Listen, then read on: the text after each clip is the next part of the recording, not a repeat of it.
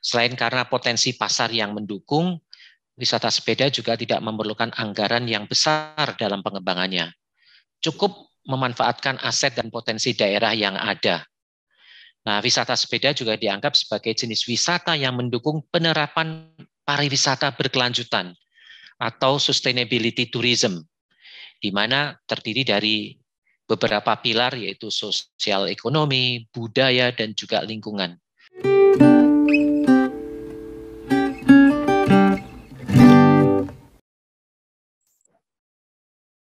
Selamat datang di kanal podcast Pariwisata Indonesia. Kanal podcast ini menampilkan perbincangan seputar industri pariwisata Indonesia yang mencakup informasi, fakta, dan berbagi pengalaman industri dari para praktisi dan pakar pelaku industri pariwisata. Dan saya, Yongki Adiasa, sebagai host. Di bulan Desember tahun lalu, Bincang Pariwisata Indonesia menampilkan Jogja. Pada bincang kali ini, untuk melengkapi keragaman wisata, kami menampilkan aneka kegiatan wisata bersepeda di daerah istimewa Yogyakarta. Telah hadir bersama kita Bapak Freddy Nayawan, Managing Director dari Java Traveler sebagai tur operator domestik dan inbound, dan juga penikmat wisata sepeda. Selamat pagi Bapak Freddy Nayawan. Apa kabar Pak? Selamat tahun baru. Mudah-mudahan tahun 2022 ini akan terjadi kejutan yang positif untuk pariwisata Indonesia, tentunya untuk inbound tours. Silakan Pak Freddy menyapa teman-teman kita. Selamat pagi Pak Yongki, selamat pagi sahabat Intoa. Selamat tahun baru, salam sehat, salam sejahtera bagi kita semua. Salam pariwisata unggul, salam Indonesia maju, penuh semangat. Semoga di tahun yang baru ini pariwisata Indonesia kita harapkan bangkit kembali, bukan hanya di sektor wisatawan Nusantara, tapi juga wisatawan mancanegara. Baik, selamat pagi. Terima kasih. Salam semangatnya dari Pak Freddy. Dalam keadaan aturan karantina masih menjerat para pelaku perjalanan ke luar negeri dan para wisatawan dari luar negeri, kegiatan outbound maupun inbound tour tetap tiarap. Sebaliknya, dengan melonggarnya PPKM yang berada di bawah level 2, aktivitas pariwisata domestik terus bergeliat. Tetapi sayang, belum banyak melibatkan para tur operator karena hampir kebanyakan para wisatawan Nusantara melakukan wisata mandiri. Untuk hal tersebut, para tur operator perlu membangun kreativitas agar aktivitas biro perjalanan wisata bisa terus bergerak. Salah satunya yang dijalani oleh Java Traveler adalah wisata sepeda. Untuk hal tersebut, bisa tolong Pak Freddy jelaskan. Silakan Pak. Ini pertanyaan yang bagus sekali Pak Yongki. Kita tahu bahwa sepeda merupakan salah satu alat transportasi favorit masyarakat dunia sejak dulu. Selain masih banyak orang yang mengandalkan sepeda untuk aktivitas bekerja, untuk saat ini fungsi lain dari sepeda adalah olahraga dan gaya hidup, Pak. Yang luar biasa dari sepeda bahwa alat transportasi ini mudah ditemukan hampir di mana saja dan selalu ada tempat yang tersedia untuk bersepeda. Tidak seperti ski atau selancar yang bergantung pada fitur geografis tertentu. Orang mengendarai sepeda bisa di pegunungan, di jalan pedesaan, di kota, di jalur pantai, bahkan di beberapa negara tertentu itu di area bersalju, Pak. Jadi, wisata sepeda merupakan kombinasi antara wisata dan olahraga. Selain menyehatkan tubuh, juga kita bisa menikmati keindahan pariwisata secara langsung, Pak. Nah, wisata sepeda ini bervariasi, dapat diwujudkan dalam berbagai bentuk. Misalnya ini Pak, mulai dari kegiatan bersepeda berkelompok atau bersepeda secara mandiri. Seperti saya ini suka sekali Pak bersepeda secara mandiri. Nah, wisata sepeda ini merupakan jenis kegiatan wisata yang dapat dikembangkan dan dipromosikan oleh hampir semua daerah, Pak. Iya, menarik sekali Pak Freddy. Bisa tolong diperjelas apakah wisata sepeda ini bisa dilakukan oleh wisatawan biasa? Mungkin bisa Pak Freddy jelaskan jenis-jenis wisata sepeda. Silakan Pak. Jelas bisa, Pak. Karena wisata bersepeda atau yang lebih terkenal di dunia orang mengatakan cycling tourism bisa mulai dari usia anak-anak, remaja, bahkan sampai orang tua. Artinya untuk segala usia. Tapi itu juga tergantung grade-nya ya Pak. Ya. Nah di Jogja sendiri kami menyelenggarakan wisata sepeda dilakukan dalam berbagai jenis lokasi atau medan. Ya, kita bisa lakukan city bike, yaitu bersepeda di dalam kota, atau village bike, bersepeda dari satu desa ke desa yang lain, atau cultural bike, yaitu menikmati ragam budaya dan sejarah, misalnya dari satu candi ke candi yang lain, atau nature bike, menikmati keindahan alam termasuk di dalamnya bersepeda ke pegunungan, pantai, persawahan, lembah, dan lain-lainnya. Dari berbagai jenis kegiatan tersebut, saya kira diperlukan jenis sepeda yang berbeda-beda. Mungkin bisa Pak Freddy jelaskan sekilas lintas mengenai jenis sepeda yang biasa digunakan untuk sepedaan di Jogja. Silakan Pak. Ya, Pak Yongki, kalau untuk sepeda itu ada banyak sekali macamnya. Bahkan klasifikasi ini dari satu kelompok dengan kelompok yang lain ada sedikit perbedaan. Kalau saya sendiri mengklasifikasikan itu ada sekitar 12 sepeda. Ya, mulai dari folding bike atau sepeda lipat, sepeda gunung yang terkenal dengan nama MTB atau mountain bike, sepeda balap road bike, sepeda onta atau sepeda ontel, touring bike, hybrid bike, fixie bike, dan lain sebagainya. Tetapi kami hanya menggunakan kira-kira 3 atau 4 jenis sepeda. Yang pertama adalah sepeda lipat atau folding bike. Jadi karakteristik dari folding bike ini compact, ringan, dan fleksibel. Nah, tipe penggunanya itu adalah masyarakat kota dengan mobilitas tinggi. Nah, tempat penggunaan otomatis jalan perkotaan. Nah, sepeda lipat merupakan salah satu sepeda yang digemari oleh masyarakat perkotaan. Karena selain ukurannya yang ringkas, bisa dilipat, juga bobotnya ringan, dan dapat dibawa kemana-mana, Pak. Saya sendiri juga mempergunakan salah satunya yaitu sepeda lipat. Bila mana saya sedang berwisata ke daerah lain, sepeda lipat saya tidak pernah tertinggal, Pak. Selalu saya bawa. Yang kedua itu mountain bike atau sepeda gunung. Orang lebih mengenal dengan kata sepeda MTB. Nah, karakteristiknya itu struktur tangguh, dilengkapi dengan fork yang bersuspensi. Nah, tipe pengguna itu pecinta aktivitas outdoor.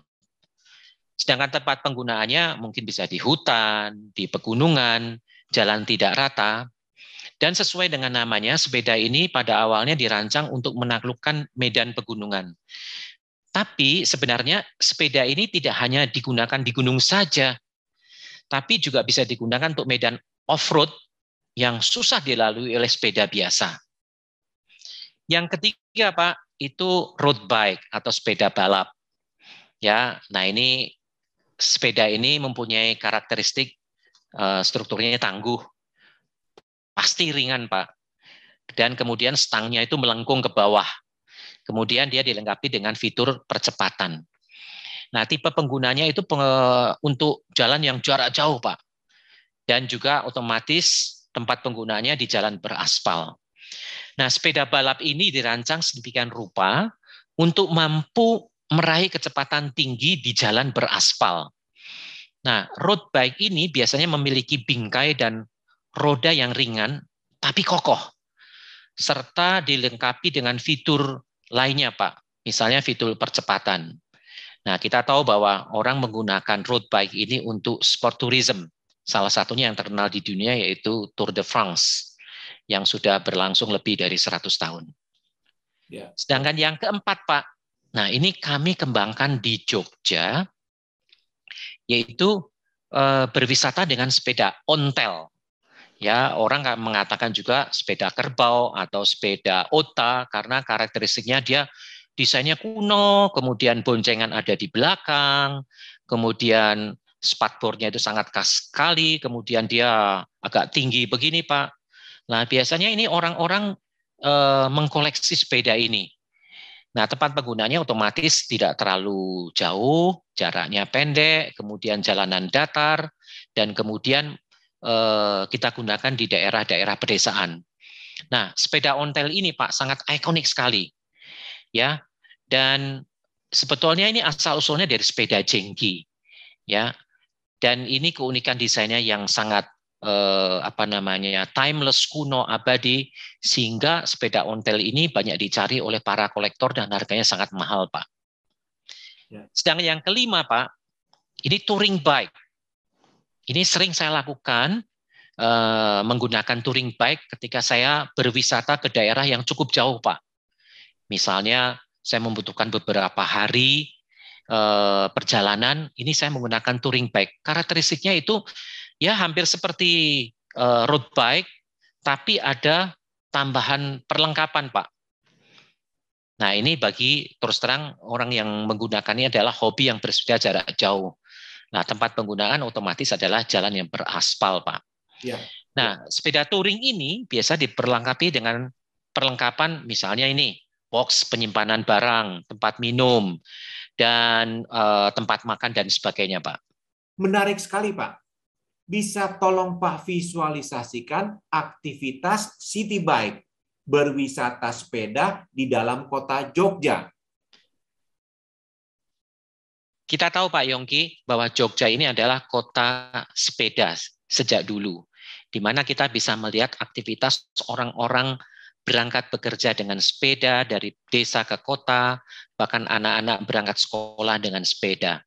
Tetapi dengan pergantian zaman, dengan perkembangan zaman, akhirnya sepeda ini tergantikan dengan sepeda motor.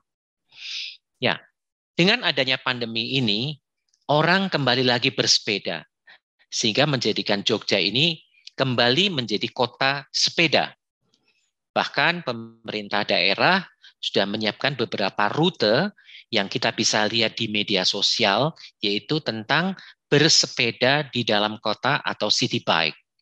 Nah, di sini ada 5 Pak yang sudah dipromosikan, yaitu salah satunya yaitu Romansa Kota Lawas sepanjang 12 km.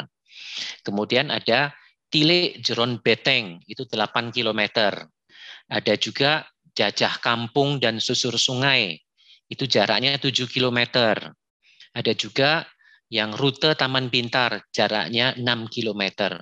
Sebetulnya masih banyak sekali rute-rute lain untuk city bike di kota Jogja, dan itu hampir semuanya sangat menarik sekali, Pak. Menarik sekali, Pak Freddy. Bagaimana dengan village bike, berwisata sepeda di desa-desa di luar kota Jogja? Silakan, Pak. Ya, Pak. Jadi alam dan budaya di Indonesia ini memang sangat banyak dan beragam. Hampir di setiap daerah yang ada di Indonesia memilikinya. Apalagi kota wisata seperti Yogyakarta ini, Pak. Nah, salah satu wisata alam dan budaya yang menarik untuk dibahas adalah wisata sepeda berkeliling desa atau yang disebut dengan village bike menggunakan sepeda antik, Pak. Nah, wisata ini banyak diminati oleh para wisatawan asing. Mayoritas berasal dari negara Eropa Barat, terutama dari Belanda, ada juga dari negara lain seperti dari Amerika, dari Republik Ceko, dari Finlandia. Namun tidak sedikit juga itu wisatawan domestik datang untuk ya paling tidak melepas penat lah dari hiruk pikuk kehidupan kota, dan mereka ingin menghirup udara segar pedesaan, kemudian sembari bernostalgia menggenjot sepeda ontel keliling desa yang masih asri itu, Pak. Sebenarnya wisata sepeda ini tidak hanya menyuguhkan nikmatnya bersepeda berkeliling desa dan melihat pemandangan yang terdapat di sana, tapi juga memberikan pengenalan, Pak, jenis-jenis tanaman, memetik buah yang sedang musim pada saat itu, hingga menjelaskan bangunan-bangunan sekitar milik warga desa, juga menikmati kegiatan yang dilakukan oleh orang-orang di desa. Jadi wisata yang disajikan bukan hanya tentang alam, tapi ada kombinasi dengan budaya yang dikenalkan, seperti memberikan edukasi mengenai budaya orang desa, pekerjaan sehari-hari yang dilakukan oleh penduduk desa. Selain berkeliling desa menggunakan sepeda ontel antik, para wisatawan juga bisa menikmati berbagai kegiatan masyarakat dan langsung berinteraksi dengan mereka. Misalnya turun ke sawah untuk melihat dari dekat kegiatan mereka itu seperti apa sih. Kemudian juga mencoba berbagai macam pekerjaan mereka, seperti misalnya pada waktu musim panen, bagaimana memanen padi atau juga menanam padi. Dan juga wisatawan diajak untuk melihat aktivitas sehari-hari para ibu di sana, misalnya membuat kain tradisional, kemudian juga bagaimana mereka cara pembuatan tempe. Nah, aktivitas ini menjadi hal yang sangat menarik bagi wisatawan, Pak. Ada beberapa rute, ada jarak yang hanya 5 km, kemudian ada jarak yang 10 km, bahkan ada jarak yang lebih jauh lagi sampai 20 km, Pak. Ya, baik. Menarik sekali. Sudah kita ceritakan mengenai city bike, sudah kita ceritakan mengenai village bike. Nah, satu lagi Pak, bagaimana dengan culture? Kita tahu Jogja ini merupakan kota budaya. Silakan Pak, mengenai culture bike di Jogja. Nah, ini sangat menarik sekali Pak, yang disebut dengan nama culture bike, karena kami sudah melakukan ini cukup lama, terutama untuk wisatawan mancanegara.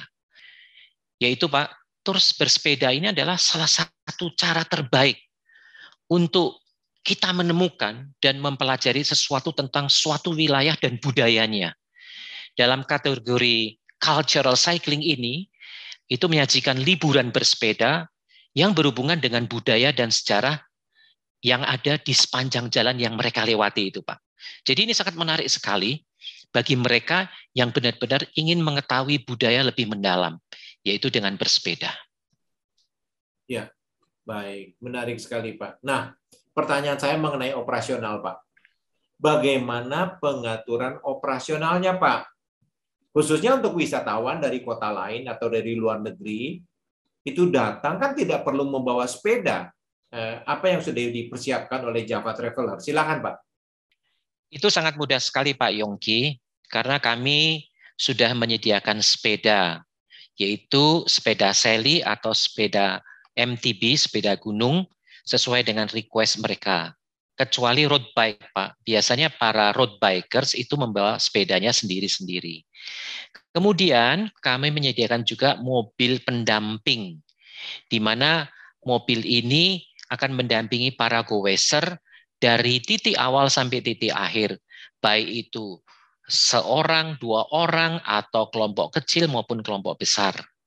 Dan para go-racer ini akan ditemani oleh marshal atau captain, di mana tugasnya dia selain mendampingi juga sebagai petunjuk jalan selama dia go-race. Kemudian yang terakhir Pak, pasti ada perlengkapan tambahan, aqua, makanan kecil, dan lain sebagainya Pak. Baik, Pak Freddy. Bagaimana pandangan Pak Freddy sebagai pelaku pesepeda, sebagai goeser, yang juga pelaku pariwisata? Masa depan wisata sepeda, baik di kota Jogja maupun di kota-kota lain di Indonesia untuk pariwisata. Silakan, Pak. Kalau saya melihat tren dan perubahan di atas, Pak, maka pilihan yang cukup menarik bagi pengelola destinasi di daerah adalah mengembangkan sport tourism, terutama yaitu cycling tourism. Selain karena potensi pasar yang mendukung, wisata sepeda juga tidak memerlukan anggaran yang besar dalam pengembangannya. Cukup memanfaatkan aset dan potensi daerah yang ada. Nah, wisata sepeda juga dianggap sebagai jenis wisata yang mendukung penerapan pariwisata berkelanjutan atau sustainability tourism, di mana terdiri dari beberapa pilar yaitu sosial ekonomi, budaya, dan juga lingkungan. Nah ini Pak, saya sering mengamati rata-rata para go-racer ini lebih memilih nongkrong atau sekedar mencari sarapan di kaki lima atau UMKM. Biasanya ada jajan pasar yang murah meriah. Nah, terkadang go-racer yang mempunyai sepeda mahal pun juga menggerakkan ekonomi yang berbasis UMKM dan masyarakat sekitarnya. Dari sisi lingkungan, sepeda itu tidak mengeluarkan emisi dan dampak terhadap lingkungan sangat minim. Yaitu dengan catatan, Pak, asal para go-racer tidak membuang sampah sembarangan.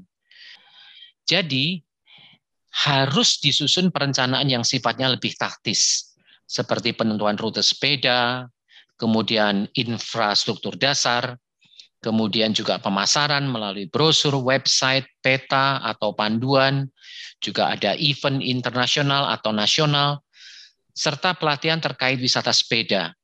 Yang tidak kalah penting, Pak, yaitu menyesuaikan karakter destinasi dengan segmen pesepeda. Pak Freddy, terima kasih informasinya, pencerahannya mengenai wisata sepeda.